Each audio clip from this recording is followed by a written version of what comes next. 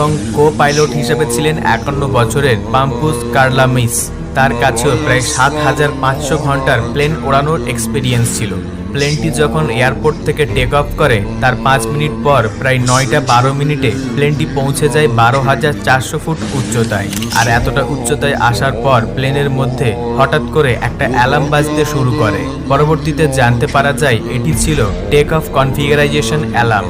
এটা দেখার পর দুইজন পাইলট অবাক হয়ে যায়, কারণ এই অ্যালার্ম তখনই বাজে যখন প্লেন এয়ারপোর্টের ট্র্যাকের উপরে থাকে, অর্থাৎ গ্রাউন্ডে থাকে। এক্সপার্টদের মতামত অনুসারে যখন কোনো প্লেন টেক অফ করার জন্য রেডি থাকে না, তখন এই অ্যালার্মটি বেজে থাকে। তবে 12,000 ফিট উচ্চতায় এই প্লেনটি কেন এই রকমের সিগন্যাল দিচ্ছে সেটা এই দুই দক্ষ পাইলটও বুঝে উঠতে পারেনি।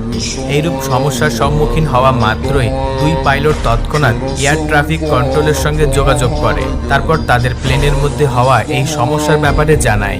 এর মধ্যে প্লেনের ককপিটের উপর থেকে বিভিন্ন রকমের অ্যালার্ম বাজার শব্দ শুনতে পাওয়া যায়। আর এই শব্দ অর্থাৎ অ্যালার্ম এতটাই জোরে ছিল যে পাইলট যখন কন্ট্রোল রুমের সঙ্গে কথা বলছিল তখন তারা কিচ্ছু শুনতে পাচ্ছিল না। তবে এরই মাঝে প্লেনের মাস্টার কৌশল অ্যালার্মও বেজে ওঠে।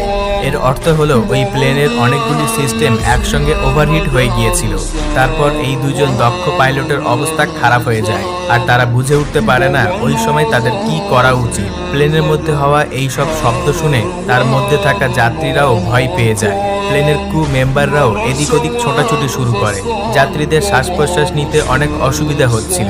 তারপর প্লেনে থাকা অক্সিজেন মাস্কগুলি অটোমেটিক খুলে যায়। এরোপ্লেনের মধ্যে এক ধরনের সেন্সর থাকে, যার ফলে তার মধ্যে যখন কোনো অক্সিজেনের কমতি দেখা যায় তখন এই মাস্কগুলি অটোমেটিক বেরিয়ে আসে।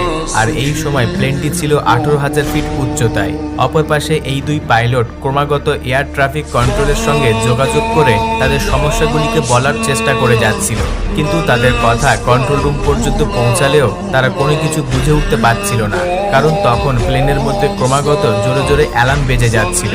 এরই মাঝে কন্ট্রোল রুমের সঙ্গে প্লেনের যোগাযোগ সম্পূর্ণ বিচ্ছেদ হয়ে যায়। তবে প্লেনটি সুরক্ষিত অবস্থায় ল্যান্ড করানোর জন্য এয়ার ট্রাফিক কন্ট্রোল থেকে বারংবার চেষ্টা করা হচ্ছিল অন্য কোনো রকমভাবে তাদের সঙ্গে যোগাযোগ স্থাপন করার।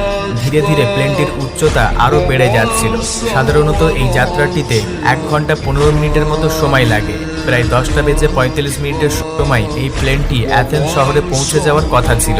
10:12 থেকে 10:50 পর্যন্ত অ্যাথেন্স এয়ার ট্রাফিক কন্ট্রোল এই প্লেনটির সঙ্গে যোগাযোগ করার চেষ্টা করে, আর রেডিও কলের সাহায্যে বারংবার এই প্লেনের সঙ্গে কন্ট্যাক্ট করার চেষ্টা করে যাচ্ছিল, কিন্তু কোনো রকমভাবে তাদের সঙ্গে কন্ট্যাক্ট করা সম্ভব হয়ে ওঠেনি। অবশেষে 10:35 বেজে যায়, আর এই সময়